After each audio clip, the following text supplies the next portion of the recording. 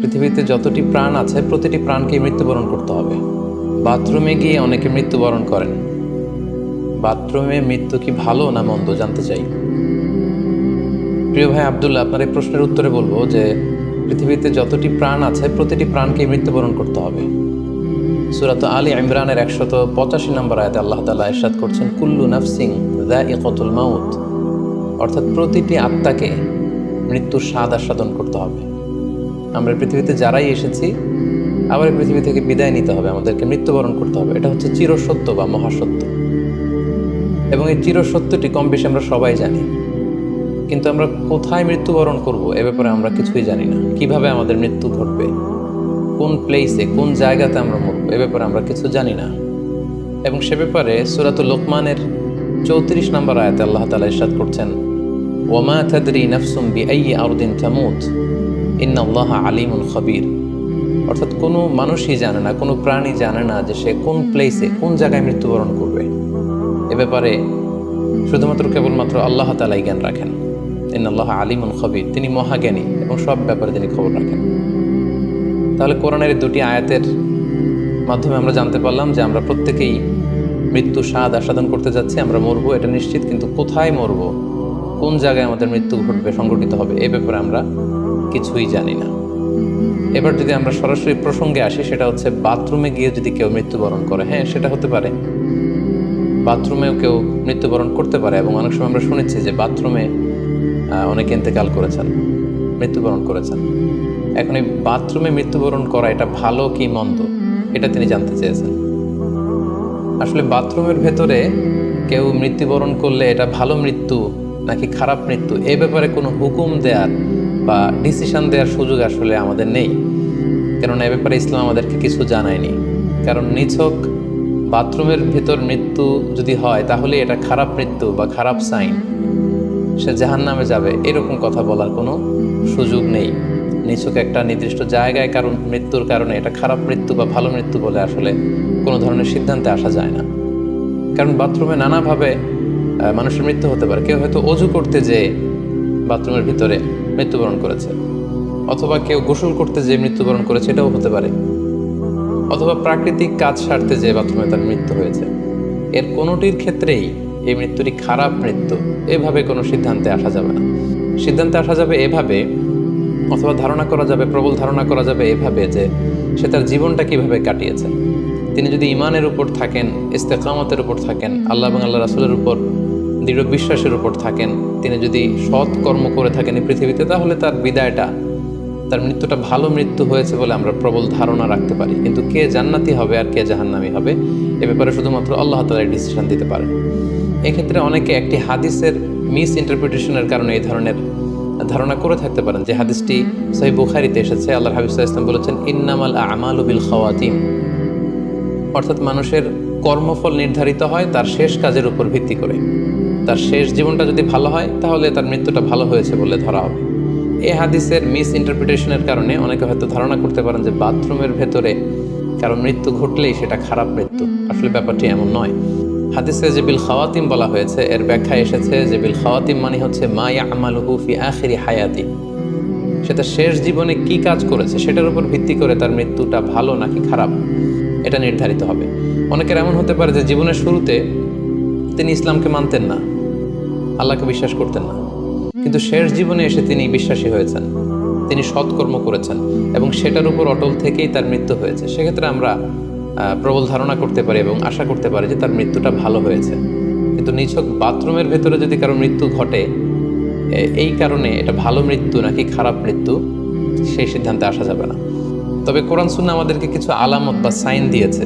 এই সাইন বা নিদর্শনগুলো খেয়াল করে আমরা বুঝতে পারি যে কারো মৃত্যুটা ভালো মৃত্যু হয়েছে নাকি খারাপ মৃত্যু হয়েছে।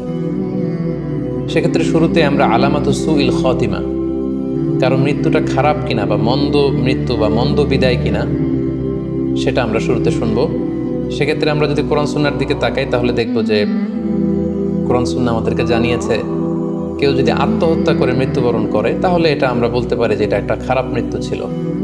কারণ আল্লাহ রাসূল সাল্লাল্লাহু আলাইহি ওয়াসাল্লাম ইরশাদ করেছেন, সহিহ বুখারীতে এসেছে, মান কাতালা নাফসাহু বিশাইইন উযিবা বিহি ইয়াউমাল কিয়ামা, যে ব্যক্তি তার নিজেকে যেই জিনিস দিয়ে আত্মহনন করবে বা আত্মহত্যা করবে, কিয়ামতের দিন তাকে সেই শাস্তি দেওয়া হবে। লেটসে কেউ যদি ছুরি দিয়ে স্ট্যাবিং করে তার প্রাণ হনন করে, জাহান্নামে সে কেবল জাহান্নামের ছুরি দিয়ে নিজের পেটের ভেতরে এরকম ছুরিকাঘাত করতেই থাকবে, এটাই হবে তার শাস্তি। কেউ যদি বিষ পানের মধ্য দিয়ে সুইসাইড করে, তাহলে জাহান্নামে তার শাস্তি হবে জাহান্নামের বিষ খেয়ে খেয়ে সেই কষ্ট বা শাস্তি ভোগ করবে। কেউ যদি গলায় দড়ি দিয়ে বা ওড়না পেঁচিয়ে গলায় ফাঁস লাগিয়ে সুইসাইড করে, তাহলে আল্লাহ রাসূল সাল্লাল্লাহু আলাইহি ওয়াসাল্লামের হাদিস অনুযায়ী জাহান্নামে সে গলাতে শুধু ফাঁস লাগাতেই থাকবে। তাহলে আল ইন্তিহার মানে সুইসাইড, আত্মহত্যা করে যদি কেউ মারা যায়, সেক্ষেত্রে আমরা বলতে পারি যে এটি খারাপ মৃত্যু ছিল, মৃত্যুটি ভালো ছিল না।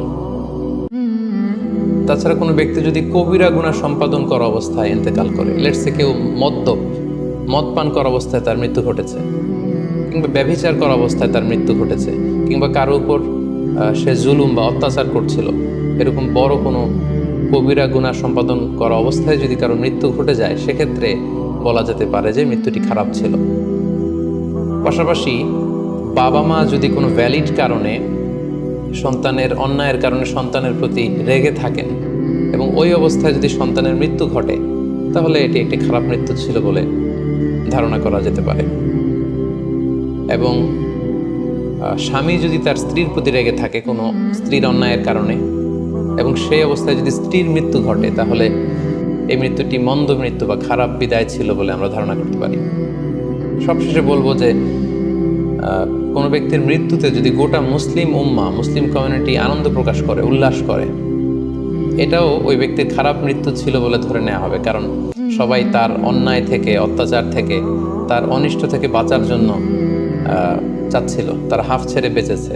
সো গোটা মুসলিম উম্মার ভালো লোকরা যদি কারোর মৃত্যুতে আনন্দ প্রকাশ করে, তাহলে তার মৃত্যুটা খারাপ মৃত্যু ছিল বলে ধরে নেওয়া যাবে।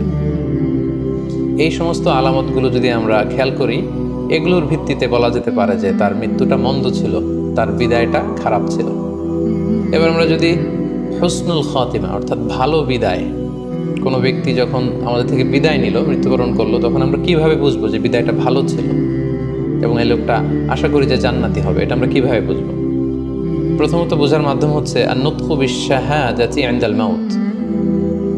মৃত্যুর সময় যদি কেউ আল্লাহর জিকির করা অবস্থায়, আল্লাহকে স্মরণ করা অবস্থায়, কিংবা শাহাদাত বাণী পাঠ করে যদি মৃত্যুবরণ করতে পারে, তাহলে আশা করা যায় যে এই মৃত্যুটা খুব ভালো মৃত্যু হয়েছে।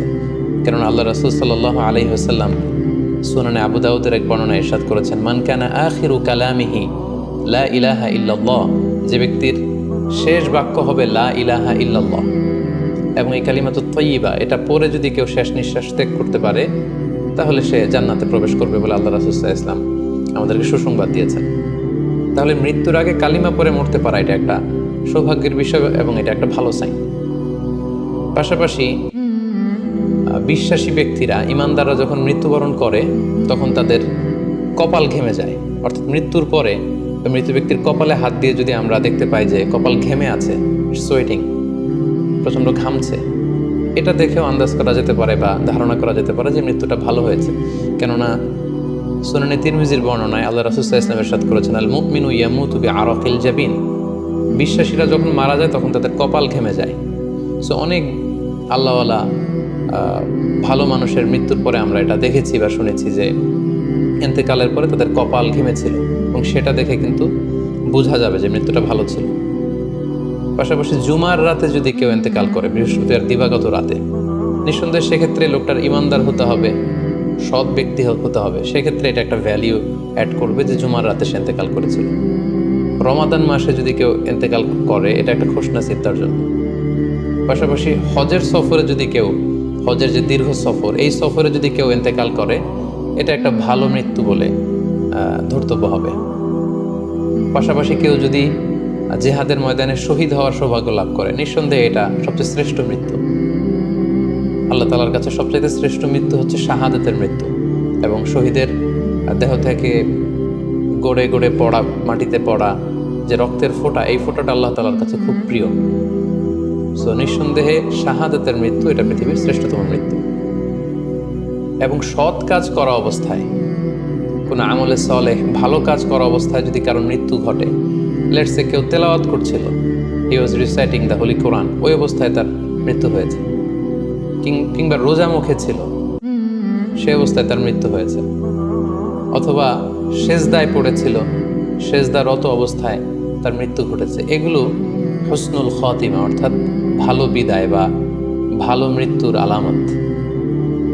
তাহলে আমরা সুউল খাতিমা এবং আলামত হুসনুল খাতিমা কোন কোন আলামত দেখে আমরা বুঝবো যে মৃত্যুটা খারাপ মৃত্যু ছিল, এবং কোন কোন আলামত দেখে আমরা বুঝবো যে এটা ভালো মৃত্যু ছিল, কোরআন সুন্নাহর আলোকে সেগুলো আমরা জানতে পারলাম। এর কোথাও কিন্তু বাথরুমের ভেতরে মৃত্যুবরণ করলে এটা ভালো মৃত্যু বা খারাপ মৃত্যু এর কোনোটাই কিন্তু সিদ্ধান্তে আসা যাচ্ছে না। সেক্ষেত্রে সেই ব্যক্তি তার শেষ জীবনে কেমন আমল করেছে, তিনি কি ইমানদার অবস্থায় ছিলেন, তিনি কি সৎকর্ম করেছেন, তিনি কি সালাত আদায় করতেন কিনা, এগুলোর উপর ভিত্তি করে তার মৃত্যুটা ভালো মৃত্যু বা খারাপ মৃত্যু সেটা আমরা বলতে পারবো। কিন্তু নিছক কেবল বাথরুমের ভেতরে কারো মৃত্যু হলেই সেটা মন্দ মৃত্যু, খারাপ মৃত্যু, অপমৃত্যু এরকম ধারণা করার কোনো সুযোগ নেই। আশা করি আপনি প্রশ্নের উত্তর পেয়েছেন। আল্লাহ তাআলা আমাদের সবাইকে ইসলামকে সঠিকভাবে বুঝার, জানার এবং সে অনুযায়ী মানার তৌফিক দান করুক। হাযা মা ইনদি ওয়াল ইলমু ইনদাল্লাহ আলাইহি তাওয়াক্কালতু ওয়া ইলাইহি উনীব। আসসালামু আলাইকুম